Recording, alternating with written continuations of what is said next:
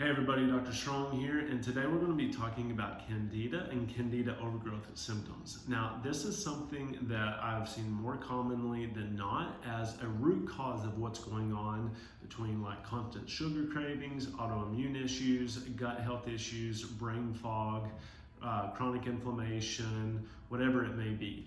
Candida is something that can be hidden, and there are some simple signs and symptoms that you can look for, and even some questions to ask to really understand if you may have Candida.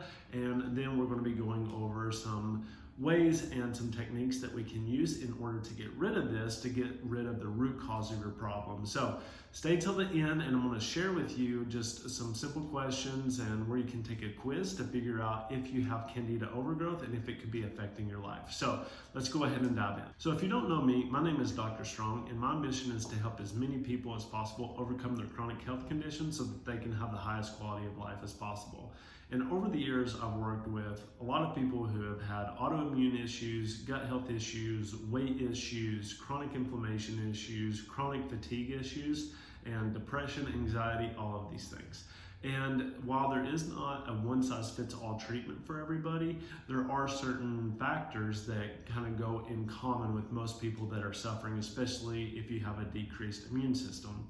So let's dive into what Candida overgrowth looks like and then identify if you have it. So if you've struggled with fatigue, autoimmune issues, gut issues, brain fog, chronic fatigue, like I mentioned earlier, then there may be a chance that you have Candida. And Candida is a yeast and a fungus, and what it does, it is almost like a parasite, and it draws and it takes away from you, especially the vitamins and minerals that you're ingesting. So if you're vitamin and mineral deficient, then this could be a big cause of why that's happening. And it just slowly kind of pulls from you, and it grows and grows. Kind of think about like a mushroom or any type of fungus that you see. It just spreads and spreads and spreads and gets bigger until it's really taken out. And the issue is, if you don't do a proper kill off of Candida, it'll just come back, and it'll come back even stronger. And there are biofilms and all these other things that protect the Candida so that it makes it very hard to kill off. Now, while there is always some amount of Candida in your body, the problem is when it starts to overgrow. Now, when it starts to overgrow and proliferate, then what happens is this is usually due to antibiotics. So antibiotics kill off all the bad bacteria, but they also kill off all the good bacteria as well.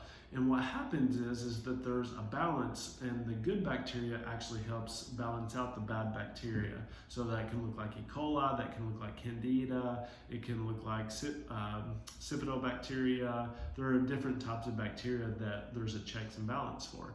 And so what happens is, especially if you're stressed out and you have a decreased immune system, then these bad bacteria will take advantage of that, and they'll take over your body. So a fun fact, did you know that 80% of antibiotics produced are actually given to livestock and not actually to humans? And this allows animals to thrive in stressful environments, such as dirty, malnourished, stressful environments. But they have the ability, they're not weighed down by bacteria, and so they can actually grow bigger and larger and gain more fat. And so that's pretty scary to think about, is that 80% of the antibiotics out there are actually going into the food that you're eating every day. So if you're eating foods that are heavily contained with antibiotics, or you're not preparing them appropriately, then you could be ingesting antibiotics as well.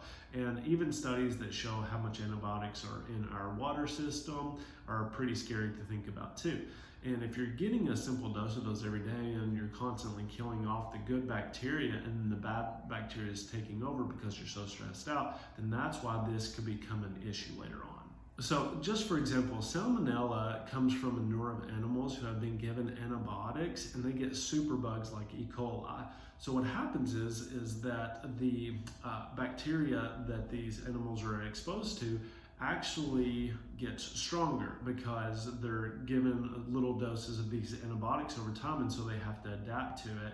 And so that's why you hear about these huge outbreaks of salmonella or E. coli, is potentially because they're breeding superbugs in these livestock farms, and they're making them stronger by giving them simple doses of antibiotics all the time. Now, just some signs and symptoms of Candida look like sugar cravings, itchiness in the genital area, a white-coated tongue. So if you stick out your tongue, or if you notice a friend or family member has a white-coated tongue, then they possibly could have a candida infection. If you're struggling with fatigue, if you're feeling more tired, is a common symptom as well. And this is because, like we stated earlier, is that candida is using up your nutrients. So it's going to take away your B vitamins. It's going to take away all of your minerals to help it thrive and grow rather than you thrive and grow. Common is UTI infections, so urinary tract infections. If you're having those, bloating and gas can be a common sign, especially if you have any type of GI dysfunction like leaky gut. Any type of dysbiosis will cause that as well.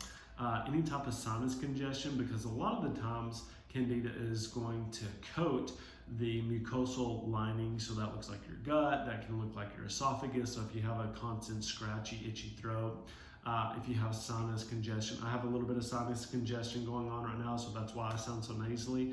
But even in your nasal cavity, that can be a big component of it too. Skin issues, so if you have like anything like eczema, rashes on your skin, dry skin, dandruff. So, you know, when they're using those type of anti-dandruff protocols like metronidazole, a lot of times what they're doing is they're killing a fungus in your hair, and that is what produces the dandruff and the dry scalp. So that can be very common if you have dry skin any other place, like especially in the genital region. And then achy joints, so if you have like any type of arthritis, that can be a cause of it. For me, arthritis is a big component of leaky gut, and that's due to the proteins, viruses, and bacteria leaking out and causing inflammation in the joints.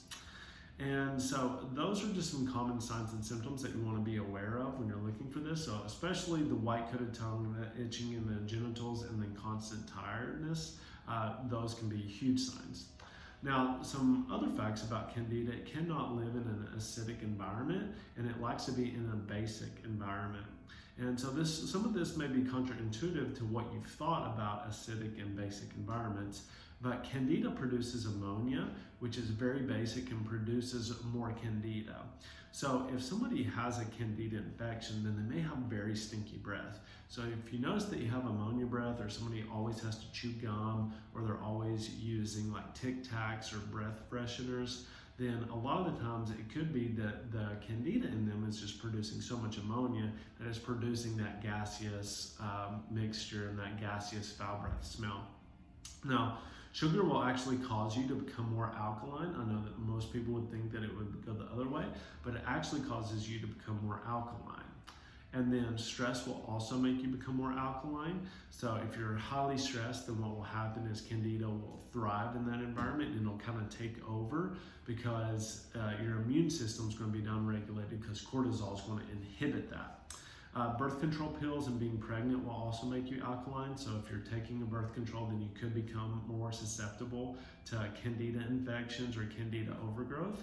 And antacids can also make this worse. So if you're having GERD, if you're having heartburn, and you're taking antacids, then part of that problem is that it could lead to candida overgrowth over time, and it could make it to where your body isn't acidic enough to where, you know, more of these fungi and yeast are going to thrive in bacteria. And so you need to run your body on ketones. So if you really want to fix this, then you want to try to switch to more of a keto diet. So this makes your body more acidic. So the keto diet is huge, and I think this is one of the times that you should use it. While it's not for the long term, I don't suggest keto for the long term because I see people getting chronic migraines over it. Be very careful about doing this in the long term. And then the keto diet can kill the candida because it starves it of sugar, and that's primarily what candida lives off of. Probiotics, there are certain probiotics that you can take in order to help fight this off. So that good bacteria that we were talking about earlier will help keep that candida and the other bacteria that could be harmful in check. Fermented vegetables, those look like, you know, your sauerkraut, kimchi, pickles, whatever it may be. Those can also help with that, and they'll feed the good bacteria and help kill off because they're going to make you more acidic. So they'll kill off those bad bacteria. Oregano oil, that's something that we definitely use in the clinic a lot, like superdosing oregano oil. Apple cider vinegar, and that's because it's acidic as well, will help kill that off. and then coconut oil as well for the same principles. So if you're struggling with any of these symptoms, or you notice especially a white-coated tongue or itchiness in the genitals, or maybe you're just chronically fatigued or have a chronic autoimmune issue that's not getting resolved and your doctor isn't addressing this, then what I want to do is I just want to put a quick quiz that you can take. It's about 10 to 15 questions that you can take below, and send us the results to it, and then we have some protocols to help you with Candida to help get rid of it once for all. Now, it's not a very fast protocol because it takes about 4 months to actually get rid of this, but if you're doing anything less than that, it's probably going to come back and you're going to rebound in your weight gain, you're going to get fatigued again, you're going to become malnourished, you're going to get tired again, so whatever it may be. So you have to make sure that you're doing it correctly when you're addressing the Candida issue to make sure that you're getting the root cause of it out. So check that out. If you want to see some of my other videos, go check them out. They'll be around here. Like and subscribe if you haven't already. I really appreciate it. I'm trying to make as much content so everybody knows how they can help themselves, how they can heal their bodies and take care of their bodies to the best ability. So thank you again for watching, and share this with any of your friends or family who you think might enjoy this, and I will see you all next time. Bye.